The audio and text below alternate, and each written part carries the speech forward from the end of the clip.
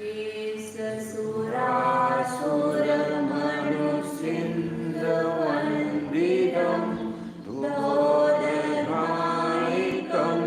ममलं प्रणमामि वर्धमानं तीर्थं धम्मस्य कर्तारम् शेषे पुण्यतीर्थयरे ससौवसिद्धे विशुद्धस्वभावे समनेयनानदंसन चरिततव विरियायारे ते ते सौवे समगं प्रत्येकमेव प्रत्येकं वन्दामि यवर्तन्ते अर्हन्ते मानुषे कीर्ते अर्हन्तानं सिद्धानं दहनमो गणहराणम् अच्छावयवगानं साहूनं चैव सौवेसिं तेसिं विशुद्धदंसन ज्ञानपहाणासमं समासेच कुवसंपयामि सम्मम् जतो निर्वाण संपत्ति।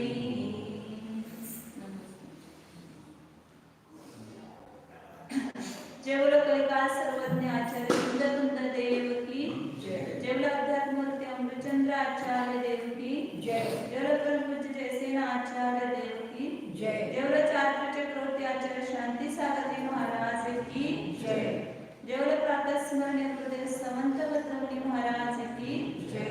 जेवढं परम पूज्य आचार्य प्रेक्षण सुंदर सागरजी महाराज की जय। जेवढं परम पूज्य मम दीक्षा गुरु वत्सल सिंधु आचार्य सुयश सागरजी महाराज की जय। जेवढं परम पूज्य सुयश सागरजी महाराज की जय। श्री बुद्धपुत्र आचार्य प्रवचन सार नामक ग्रंथ है। इसमें अपन 59 नंबर की गाथा देख रहे थे। अतींद्रिय ज्ञान ही मतलब प्रत्यक्ष ज्ञान ही ऐकांतिक सुख है, सर्वथा सुख है, ये बताया। क्यों? क्योंकि उसके 5 विशेषण दिए। स्वयं जातत्वात्, समन्तत्वात्, अनंतार्थ विस्तृतत्वात्, विमलत्वात् और अवग्रहादि रहितत्वात्। स्वयं उत्पन्न होने से, संपूर्ण प्रदेशों से होता है, अनंत पदार्थों को जानता है और निर्मल है और अवग्रहादि क्रम से रहित है। इसलिए प्रत्यक्ष ज्ञान सर्वथा सुख रूप है, ऐसा यहाँ पर बताया है। अब इसको इन्हीं 5 विशेषणों को कैसा वह सुख का कारण है ये आचार्य सिद्ध कर रहे हैं। तो उसमें अपने पहला विशेषण देखा था कि स्वयं जातत्वात्, यह प्रत्यक्ष ज्ञान स्वयं उत्पन्न हुआ है। क्यों स्वयं उत्पन्न हुआ है? क्योंकि अनादि ज्ञान सामान्य का आश्रय करके ये प्रकट हुआ है और उसी पर वो विकसित हुआ है और विकसित होकर के स्वतः ही व्यवस्थित है, इसलिए स्वयं उत्पन्न हुआ है, इसलिए स्वाधीन है। स्वाधीन होने से वह निराकुल है, निराकुल होने से सुख है, निराकुलता ही सुख है और दूसरा क्या सुख है? तो ये प्रत्यक्ष ज्ञान निराकुल है क्योंकि स्वयं उत्पन्न होता है। स्वयं का अर्थ लिया कि स्वयं मतलब आत्मा से, आत्मा का आश्रय करके उत्पन्न हुआ है। दूसरा अर्थ बता रहे हैं यहाँ पर, समन्ता 6 लाइन हुई, 7वीं लाइन है। समन्तात्म प्रदेशान परम समक्ष ज्ञानोपयोगी भूय अभिव्याप्य व्यवस्थितत्वात् समन्तं अशेष द्वार अपावरणेन प्रत्यक्ष ज्ञानम अनाकुलम भवति। एक संबंध उसका लगा है। मुख्य वाक्य वो है प्रत्यक्ष ज्ञानम अनाकुलम भवति, प्रत्यक्ष ज्ञान निराकुल है। क्यों? उसका ये दूसरा हेतु दिया कि समंत आत्म प्रदेशान, संपूर्ण अपने आत्मा के प्रदेशों को परम समक्ष ज्ञानोपयोगी भूय, परम मतलब पृष्ठ, समक्ष मतलब प्रत्यक्ष, प्रत्यक्ष ज्ञानोपयोग स्वरूप हो करके अभिव्याप्य, उसको व्याप्त करके व्यवस्थित होने से, कैसे हो रहा है यह ज्ञान, प्रत्यक्ष ज्ञान कहाँ से हो रहा है?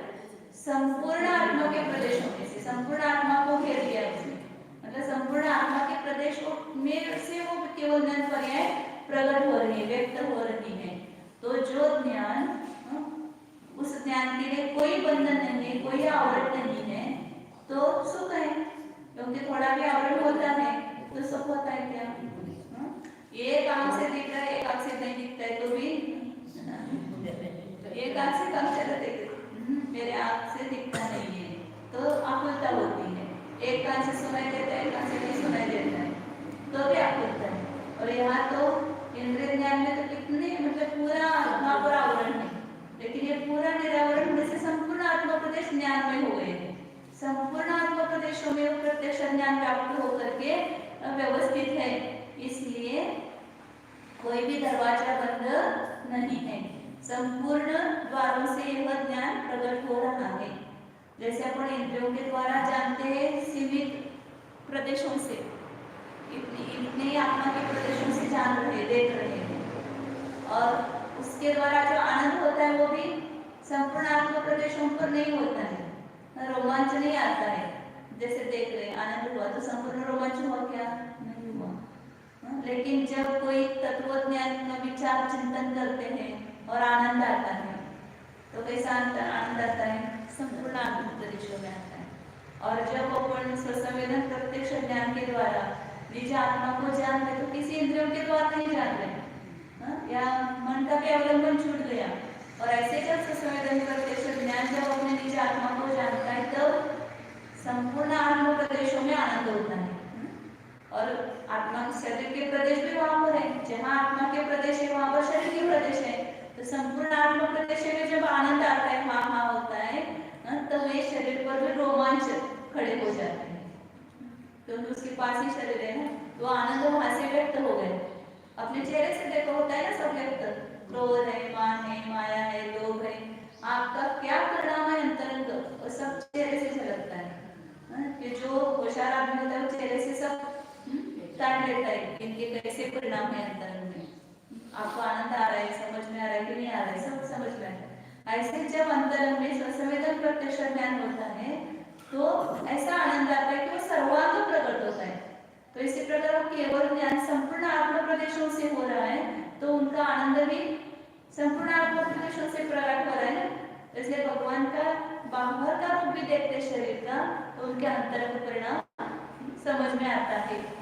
उसमें आता है ना आत्यंतिक शुद्धि, आत्यंतिक इस भक्ति में आता है, आपके आत्यंतिक शुद्धि को बता रहा है। वो अताम्र नयनोत्पलम, उसमें आता है आपका जो मतलब आपके चक्षु कैसे है, लाल नहीं है, नहीं उसमें चैत्य भक्ति में आता है शुद्ध, मतलब आपके आत्यंतिक शुद्धि को प्रकट कर रहा है सब, आपका जो चेहरा है वो बाहर का। इसलिए बाहर के शरीर को भी हम क्यों नमस्कार करते हैं, कि उनके शरीर से उनका अंतरंग पता चल रहा है, और वो ऐसा आत्मा विराजमान है तो शरीर भी हमारे लिए पूज्य हो जाता है। तो संपूर्ण आत्मा प्रदेशों से उनका केवल ज्ञान प्रकट हो रहा है, उस केवल ज्ञान ने संपूर्ण आत्मा प्रदेशों को व्याप्त किया है, इसलिए वो समंत है, परिपूर्ण संपूर्ण आत्मा प्रदेशों से खुला है पूरा। इसलिए अशेष द्वार अपावरणेन, संपूर्ण दरवाजे खुले होने से अब आकुलता क्यों है? अब 4 दरवाजे खुला है, एक दरवाजा बंद है, तो भी आकुलता होती है। पूरा खिड़की खुली है, थोड़ी सी यदि ढक गई तो भी क्या होता है? देखने में बाधा, इधर का नहीं दिख रहा है, पूरा खोलो, पर्दा थोड़ा सा सरका दिया तो चलता है क्या? नहीं, पूरा पर्दा हटा दो तो अंदर की वस्तु हमें स्पष्ट दिखाई देगी। थोड़ा भी आवरण होता है तो वहां पर शांति नहीं होती है। तो ये केवल ज्ञान में कितनी शांति, कितनी निराकुलता, कोई भी आवरण नहीं है, पूर्ण निरावरण, पूर्ण आत्म प्रदेशों से वह व्यक्त हो रहा है। इसलिए संपूर्ण दरवाजे खुले होने से निशेष अशेष द्वारा अपावरणेन वह अनाकुलम भवति, वह ज्ञान अनाकुल है। ये दूसरा हेतु बताया है।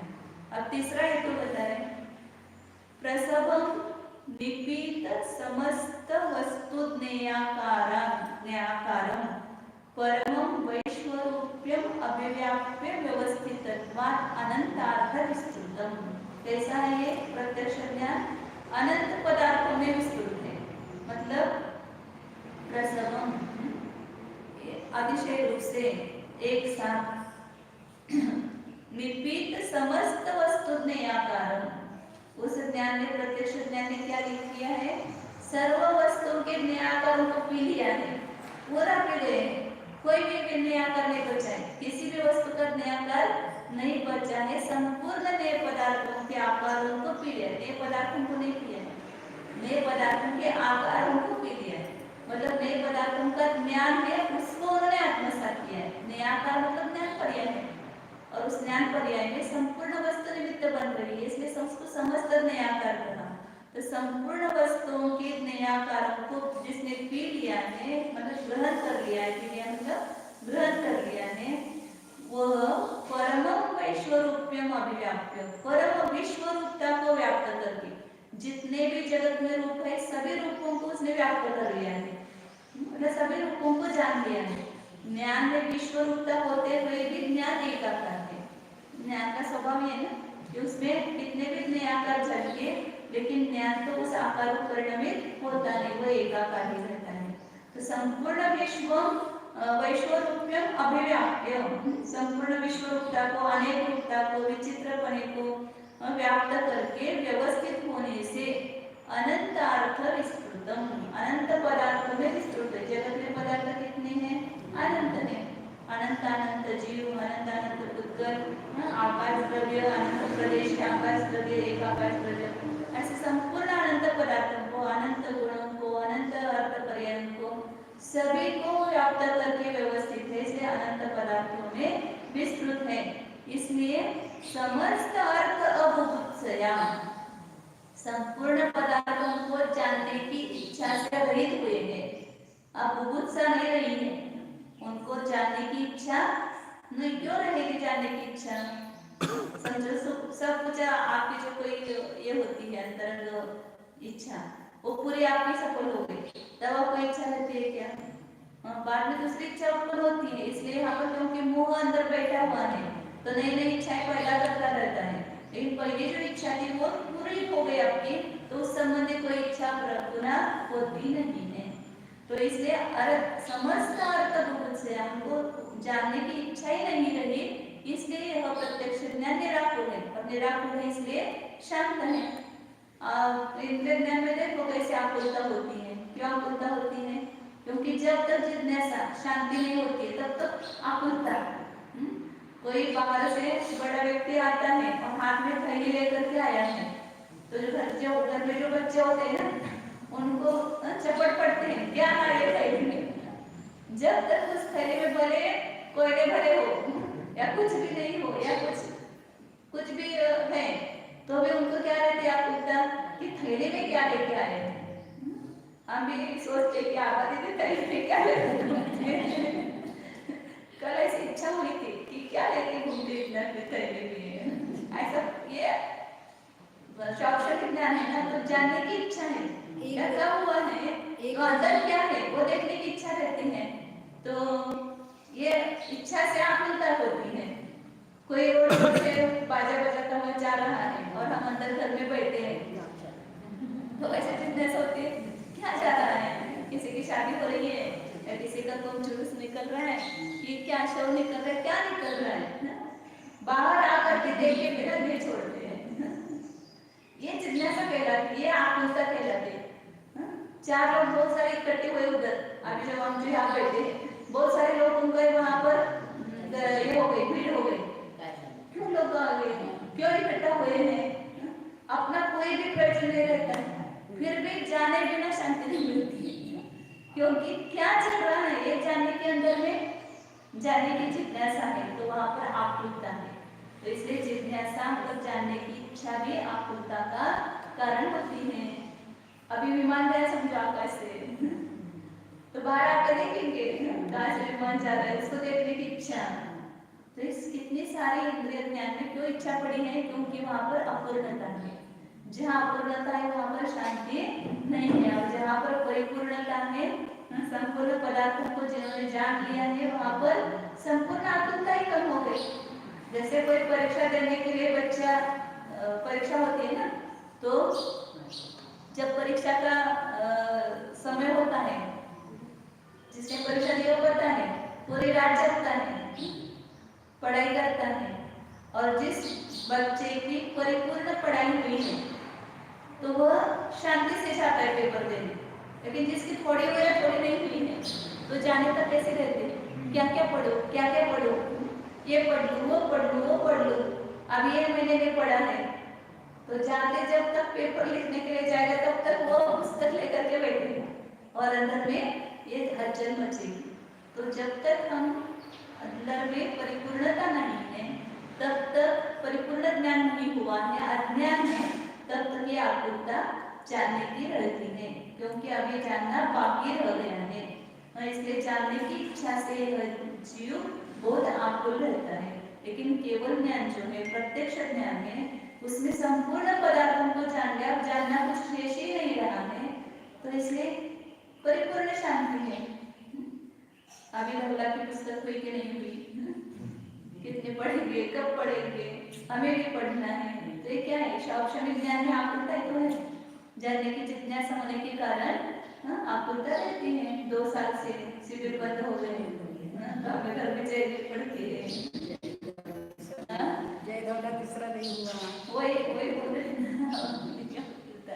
तो ये मतलब ये ज्ञान हमारा ऐसा है, ये समझ में आना चाहिए। अभी हम इस ज्ञान में रहेंगे, लेकिन उस ज्ञान का स्वभाव यदि हमें पता चले तो इस ज्ञान के प्रति हमारी आसक्ति छूट जाएगी, और उस केवल ज्ञान को प्राप्त करने के लिए हम पुरुषार्थ करेंगे। तो इस ये है कैसा, हम जिस ज्ञान में जी रहे हैं वो ज्ञान है कैसा, ये भी पता चलना चाहिए। वो ज्ञान कैसा है, तो उसको प्राप्त करने की वहाँ पर अंदर में पुरुषार्थ जागृत हो जाता है। इसलिए आचार्य ने दोनों की तुलना करके बताया है। तीसरा हेतु बताया कि संपूर्ण पदार्थों को एक साथ जान लिया है, इसलिए अब पदार्थों को जानने की इच्छा न रहने से वहां पर अनाकुलता है, निराकुलता है। फिर आगे चौथा विशेषण दिया है, सकल शक्ति प्रतिबंधक कर्म सामान्य निक्रांततया परिस्पष्ट प्रकाश भास्वरम स्वभाव अभिव्याप्य व्यवस्थितत्वात्। शब्द ऐसे भारी भारी उपयोग करते हैं अमृतचंद्र आचार्य, जो संस्कृत में पढ़ते ना उसमें आनंद आता है। इसका अर्थ नहीं निकलता है, उस भाषा में जो अर्थ अपने को समझ में आ रहा है वो हिंदी में बताओ तो उसका कम हो जाता है। मलम कैसा है वह? सकल शक्ति प्रतिबंधक, संपूर्ण शक्ति को प्रतिबंध करने वाला जो कर्म सामान्य, कर्म सामान्य मतलब ज्ञानावरण कर्म, उसका निक्रांत है, उससे निकल गया है, ज्ञानावरण कर्म का अभाव हुआ है। संपूर्ण कर्म सामान्य जो है उसका अभाव होने से, या चारों घाती कर्म ले सकते हैं अरण्यावस्था में, और सिद्धावस्था में आठों कर्म है, उससे निकल गया है, जिससे मतलब उससे रहित हुआ है। कोई भी रुकावट नहीं रही है बीच में, कोई प्रतिबंध नहीं है।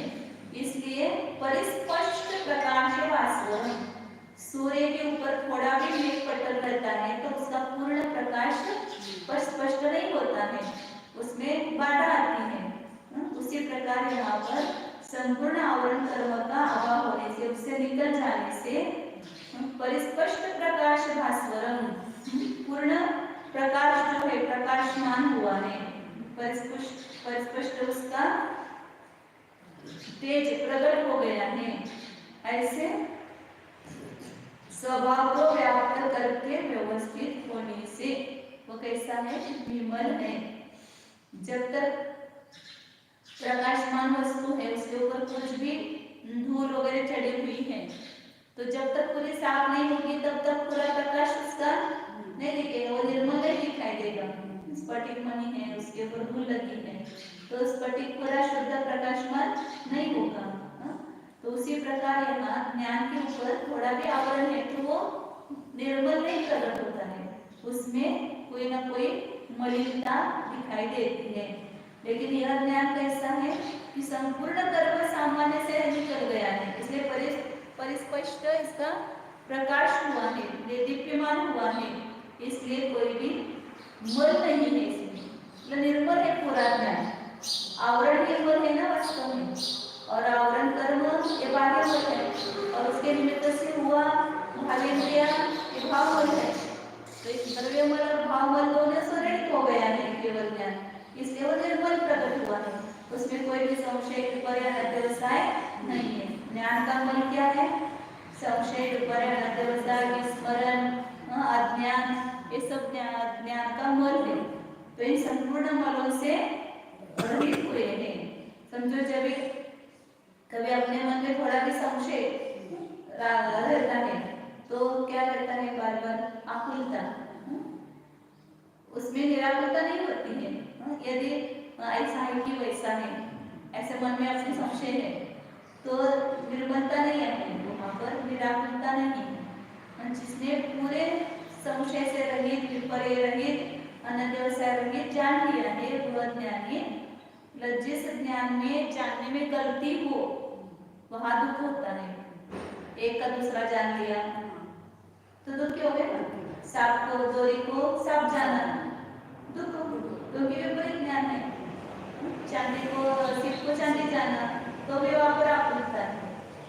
तो विपरीत यदि जानता है, ज्ञान में यदि गलती होती है तो वह ज्ञान, उस ज्ञान से दुख होता है। और जहाँ पर बराबर जाना जाता है, स्पष्ट जाना जाता है, वहां पर सुख है। अब ये विषय मुझे पढ़ाना है और मुझे स्पष्ट नहीं हो रहा है तो क्या रहता है अंदर? आनंद नहीं आता है, निराकुलता नहीं आती है, बराबर है कि नहीं है, क्या गलत तो नहीं हुए हैं, इस प्रकार अंदर एक शल्य बना रहता है। तो इसलिए स्पष्टता, ज्ञान की स्पष्टता जो है वो आनंद का कारण है। और एक परिपूर्ण केवल ज्ञान परिपूर्ण स्पष्ट है, इसलिए पूर्ण उसमें निराकुल मलिनता नहीं है, इसलिए वह निराकुल है। अनत्यवसाय का निर्णय का अभाव, हाँ कुछ है ऐसा जान लिया, वहां पर निर्णय नहीं क्या है, इसको नहीं जाना, तो वहां पर दोष है। तो दोष होने के कारण मलिनता है। अध्यवसाय मतलब हाँ जानना। अब अध्यवसाय अनेक अर्थों में किया जाता है, कभी राग द्वेष के लिए अध्यवसाय कहते हैं, कभी अध्यवसाय का मिथ्या अभिप्राय के लिए कहते हैं, कभी मिथ्या अभिप्राय, अध्यवसाय ज्यादा शब्द मिथ्या अभिप्राय के लिए आता है। ठीक है, अब ये चौथा बताया कि वो ज्ञान परिपूर्ण स्पष्ट है, प्रकाशमान है, उसमें कोई भी अस्पष्टता नहीं है, कोई भी संशय पर अध्यवसाय दोष नहीं है, इसलिए निर्मल है। और निर्मल होने के कारण वहां पर आकुलता नहीं है, इसलिए सम्यक अवबोध है। उसका हेतु दिया हमने, निर्मल है इसलिए कैसा है वो? सम्यक अवबोध है, सम्यक ज्ञान है, और सम्यक ज्ञान होने से निराकुल है। विद्या ज्ञान आकुलता का कारण है, दुख का कारण है, सम्यक ज्ञान सुख का कारण है, इसलिए सम्यक अवबोध होने से यह ज्ञान निराकुल है। और कैसा है? पांचवा विशेषण बताया, युगपत् समर्पित त्रैसमयिक आत्मस्वरूपम लोकालोकम अभिव्याप्य व्यवस्थितत्वात् अवग्रहादि रहितम क्रमकृतार्थ ग्रहण खेद अभाव। एक साथ समर्पित त्रैसमयिक आत्मस्वरूपम लोकालोकम, एक साथ उस केवल ज्ञान ने संपूर्ण लोक और आलोक को व्याप्त किया है। लोक और आलोक ऐसा है कि जिसकी 3 समयवर्ती अवस्थाओं को उन्होंने आत्मज्ञान के लिए समर्पण किया है।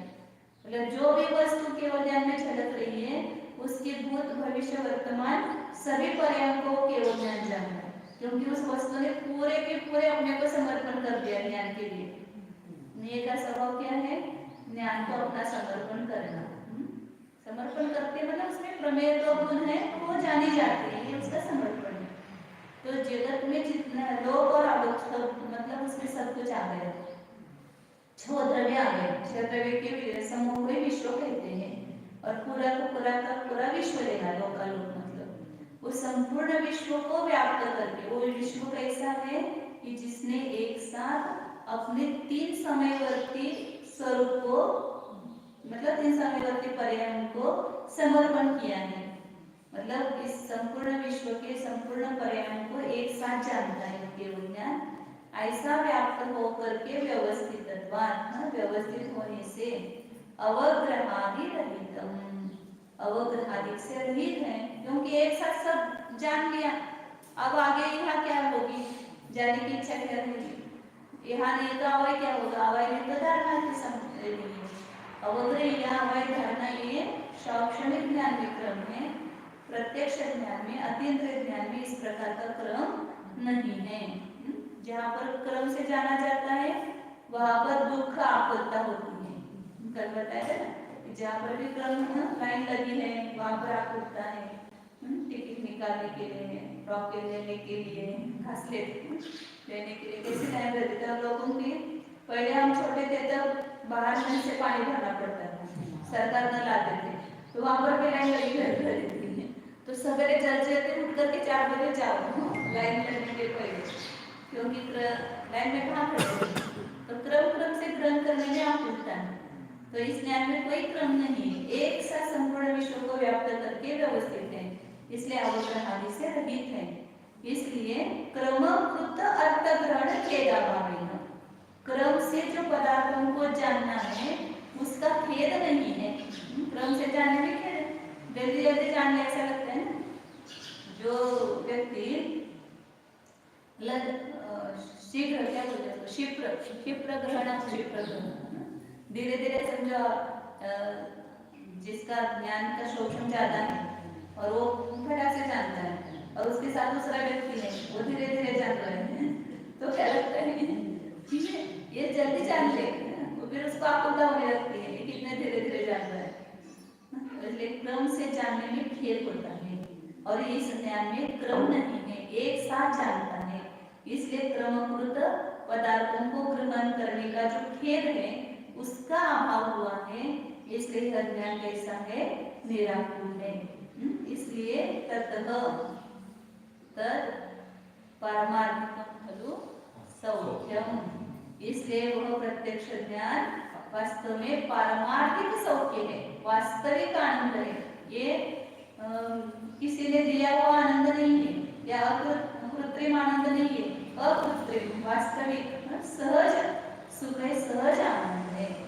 तो जो ज्ञान स्वयं उत्पन्न हुआ है, जो ज्ञान ऐसा है संपूर्ण आत्म प्रदेशों से हो रहा है, जो संपूर्ण पदार्थों को जान रहा है और जो निर्मल है और जिसमें क्रम नहीं है, एक साथ जानता है, ऐसा ज्ञान ही परिपूर्ण सुख है। ये बात इसमें सिद्ध की है। अब जैसे आचार्य की टीका से प्रसव म्हणजे अतिशय होता है, अतिशय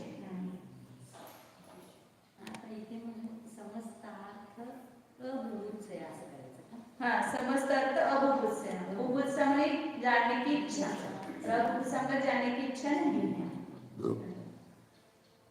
खेद अभावे असं जगायचं तिकडे तेच येते वर पण दिलं ना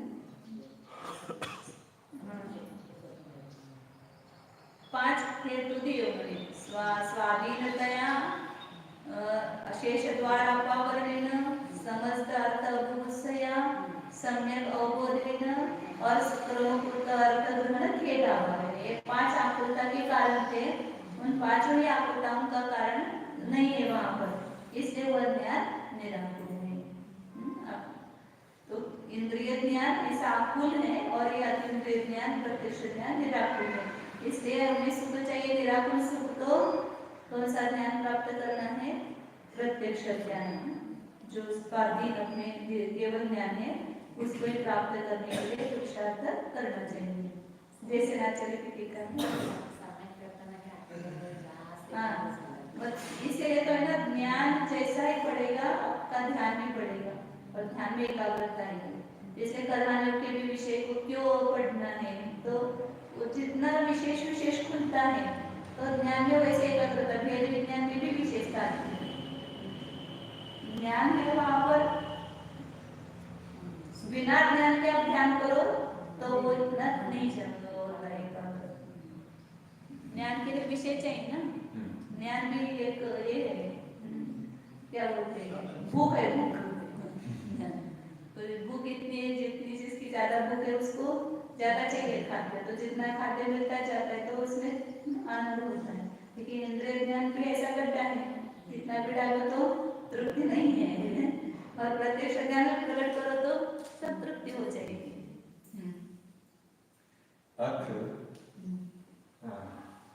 एवं हे भूत इंद्रिय ज्ञान कथन मुख्यतया गाथा चतुष्टयेन तृतीय स्थलं गतम्। पीछे के बताए कि हे भूत इंद्रिय ज्ञान के कथन के मुख्यता से 4 गाथाओं द्वारा इसका स्थल समाप्त हुआ है। अभिज्ञानेन पंच विशेषण विशिष्टम केवल ज्ञानम एव सुखम इति प्रतिपादयति। अब अभेद नहीं से मतलब ज्ञान और सुख में अभेद किया, इसलिए अभेद नहीं कहा। दो गुण अलग है, ज्ञान गुण अलग है, सुख गुण अलग है। संज्ञा लक्षण प्रयोजन की अपेक्षा से भेद है, इन प्रदेश की अपेक्षा से अभेद है, और उन दोनों में अविनाभाव संबंध है। इसलिए यहाँ पर अभेद नहीं से इन 5 विशेषणों से विशिष्ट जो केवल ज्ञान है, वो केवल ज्ञान ही सुख है, सुख दूसरा कुछ नहीं है। केवल ज्ञान ही सुख है, ऐसा अभेद किया उसने। वास्तव में केवल ज्ञान निमित्त है और सुख उसका नैमित्तिक भाव।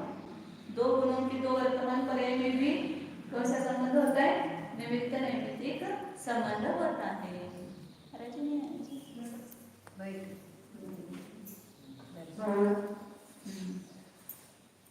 वंदन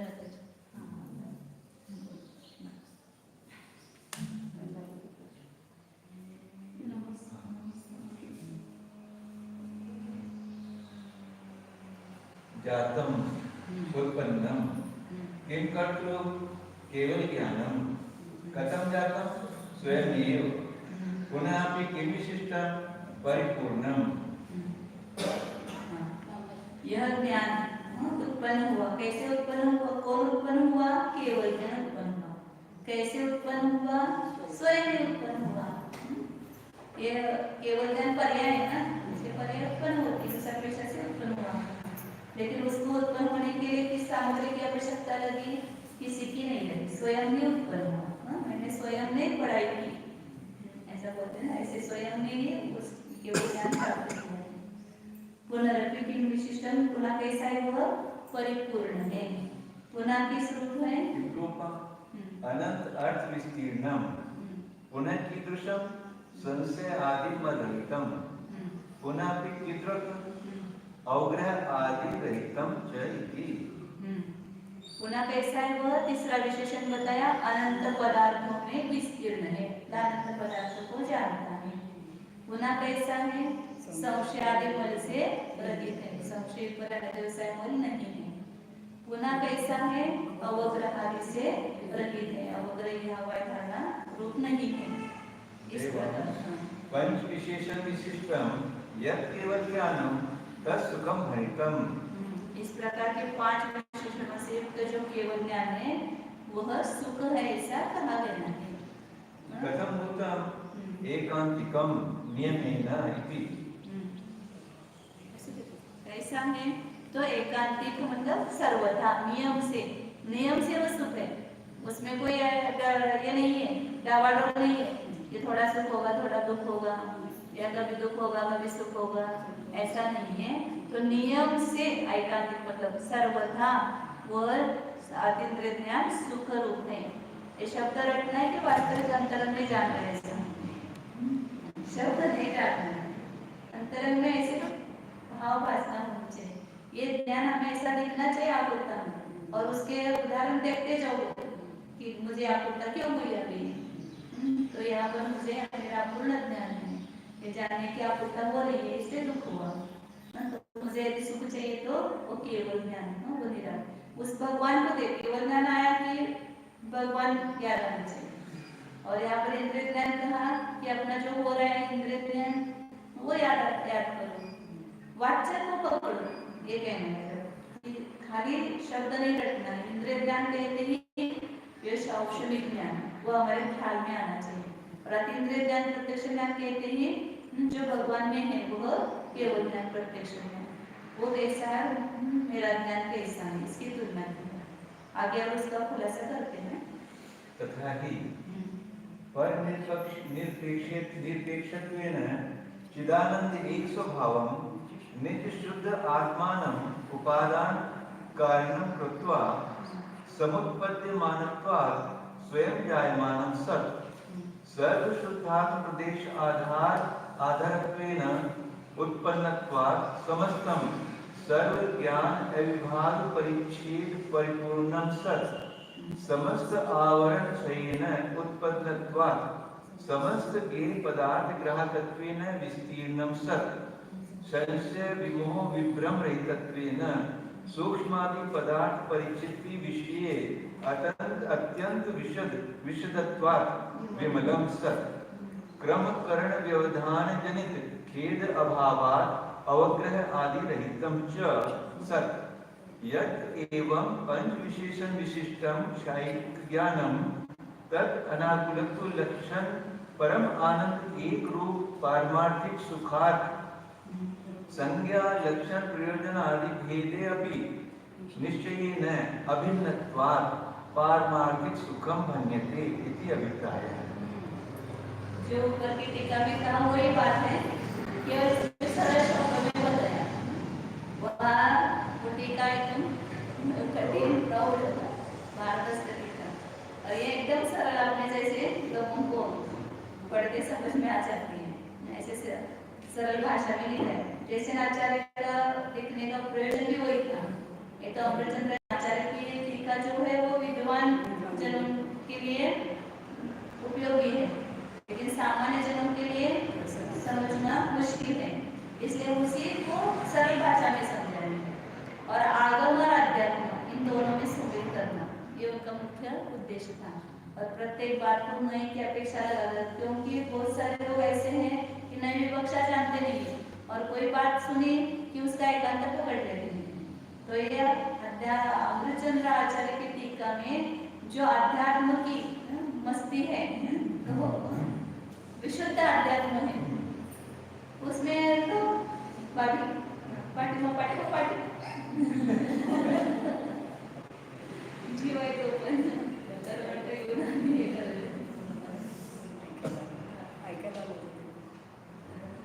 तो क्या हुआ तो इसलिए उन्होंने जैसे आचार्य ने मतलब कोई बड़ा व्यक्ति कुछ का प्रवचन करता है कुछ करता है उसके ऊपर अपने को उसका काम करना बहुत ये लगता है ना, अब इनके सामने हम क्या करें, लेकिन जैसे आचार्य ने साहस किया कि इसलिए कि सामान्य लोगों को समझाने के लिए ये जो आचार्य की पिता की भाषा लगती है और जैसे आचार्य की माता की भाषा लगती है।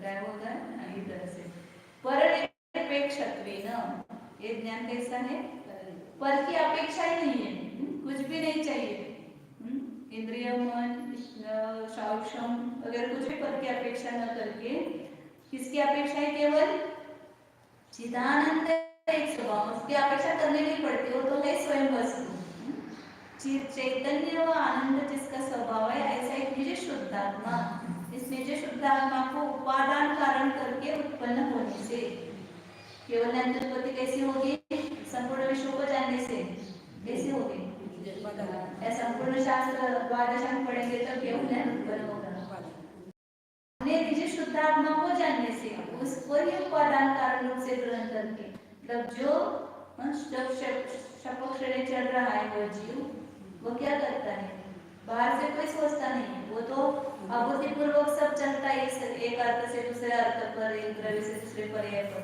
ये सब अबुद्धिपूर्वक चलता रहता है, लेकिन उसका बुद्धिपूर्वक उपयोग अपने आत्मा के साथ जुड़ा हुआ है, अपने आत्मा को जान रहे कि मैं एक शुद्ध चैतन्य में आत्मा हूँ, वस्तु हूँ, चैतन्य आनंद स्वभाव हूँ, ऐसा अंदर से भाव वासन करा हुआ इतना उसमें एकाग्र हो जाता है कि उसको केवल ज्ञान की उत्पत्ति हो जाती है, संपूर्ण कर्म आवरण बढ़ जाते हैं, उसकी विशुद्धि के निमित्त से असंख्यात्मक कर्म निर्जरा होते हुए संपूर्ण आवरण नष्ट हो जाते हैं, संपूर्ण शब्दासा की विधि जो है वो पूरे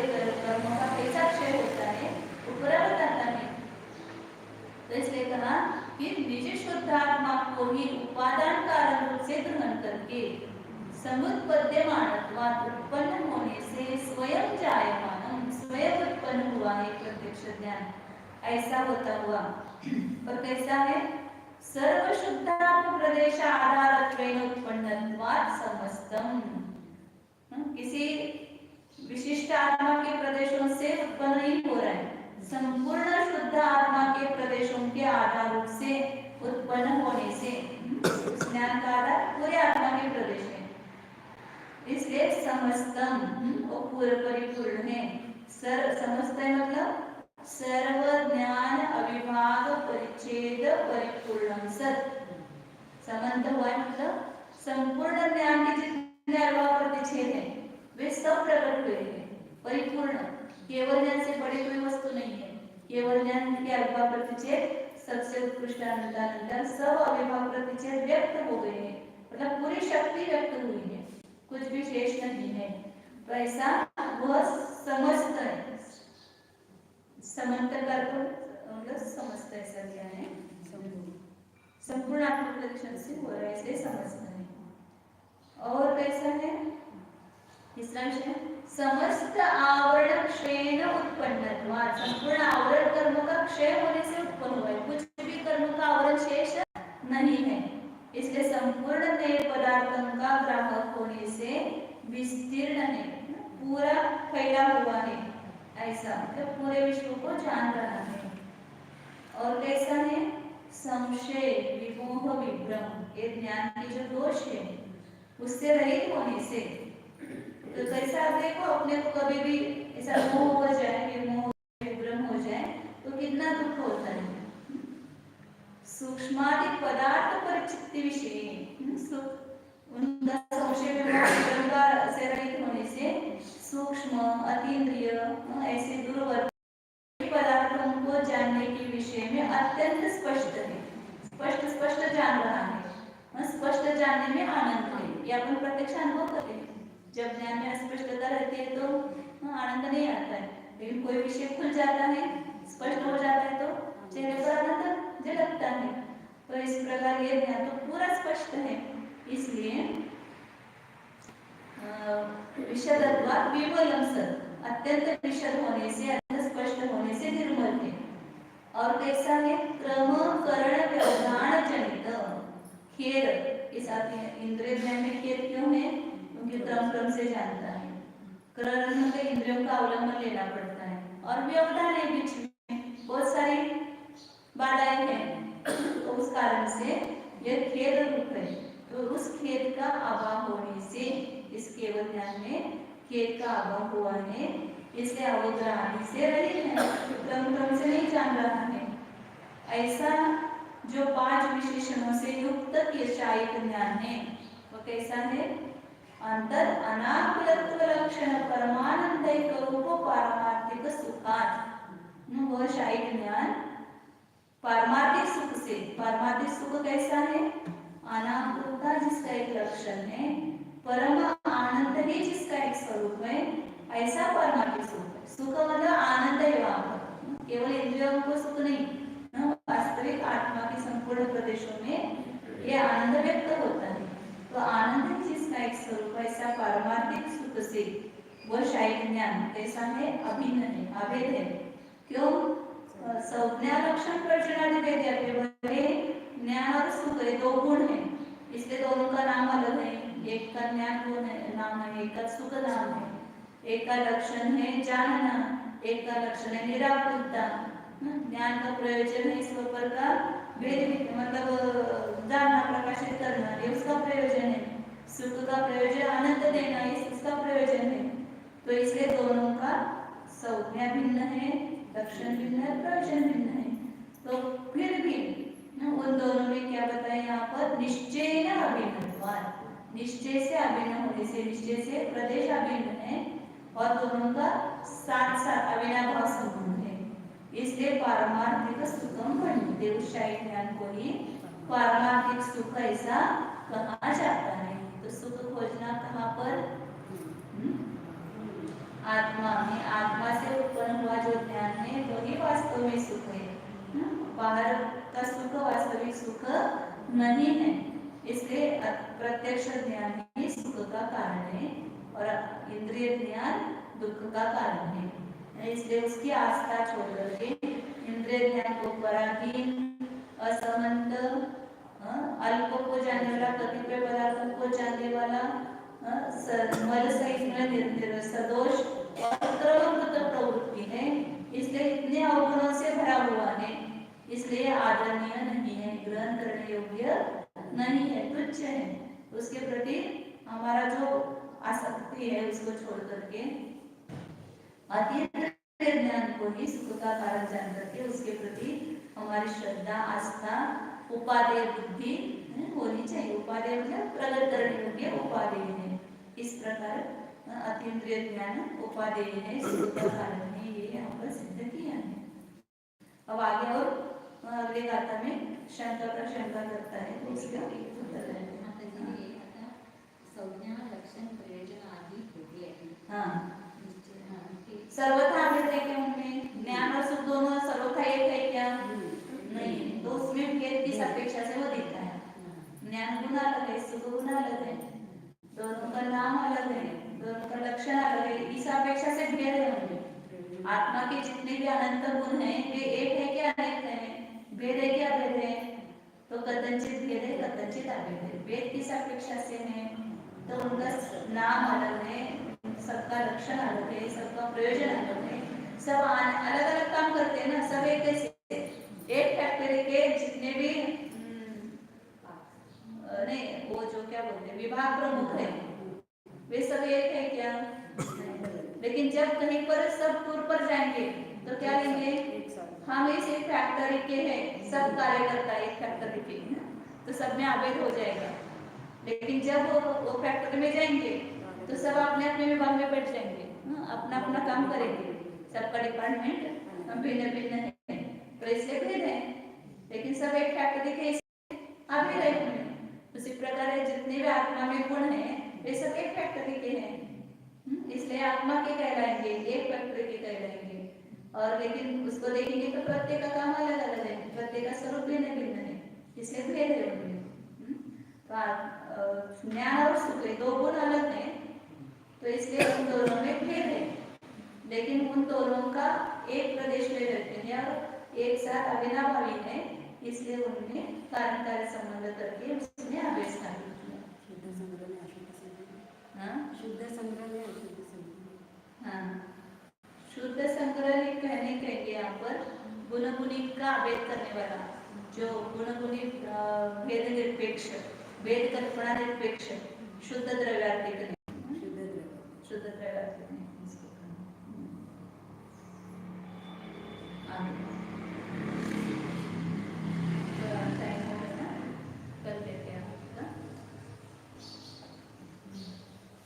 अब आचार्य कहते हैं उसके ऊपर शंका कर अपना पक्ष उठाता है कि ये सुख नहीं है वास्तव में, केवल ज्ञान खेल है, ऐसा करता है।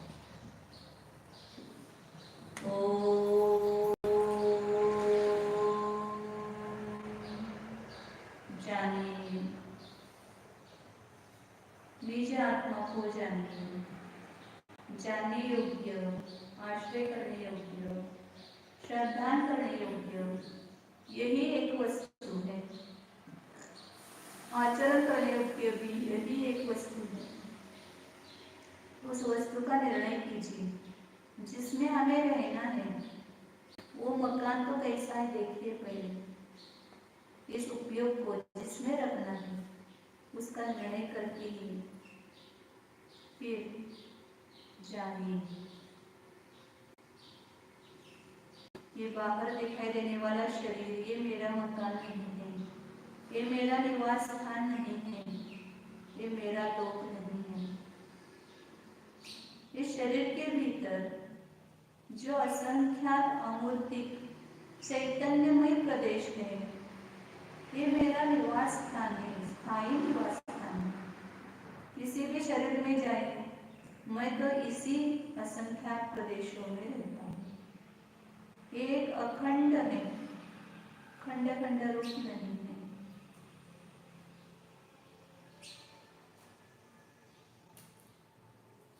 देखिए बेटा, संपूर्ण शरीर में व्याप्त होने पर भी जो शरीर रूप नहीं है, शरीर से भिन्न अपने प्रदेशों में स्थित है, ऐसा ही चैतन्य मन है।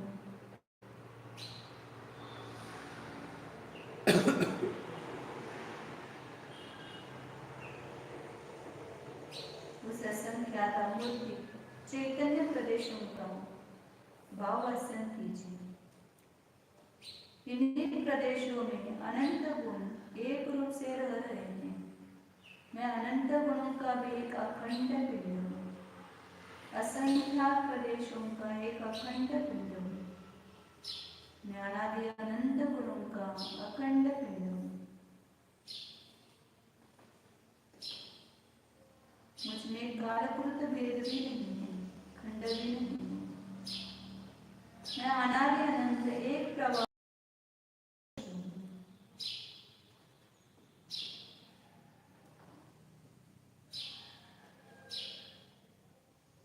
मैं भाव से भी अखंड हूँ। अनंत विभाग प्रतिच्छेदों में भी एकत्व है, एक रूपता है। अपने को एक अखंड स्वद्रव्य क्षेत्र काल भाव से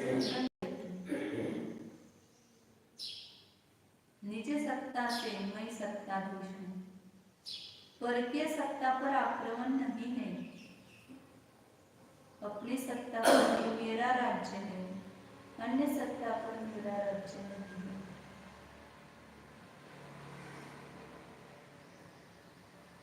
तो अपने राज्य को देखिए,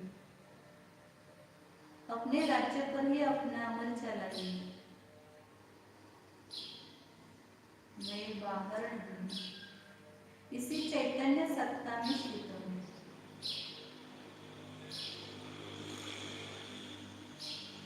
शुद्ध चित्त स्वरूप चिन्मुद्रांकित निर्विभाग स्वरूप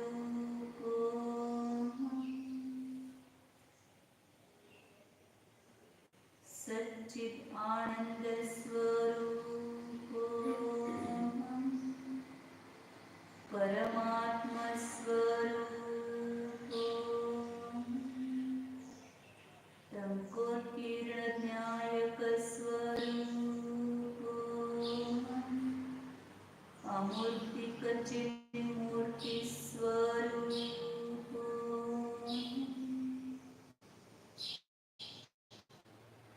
सहज ज्ञान स्वरूप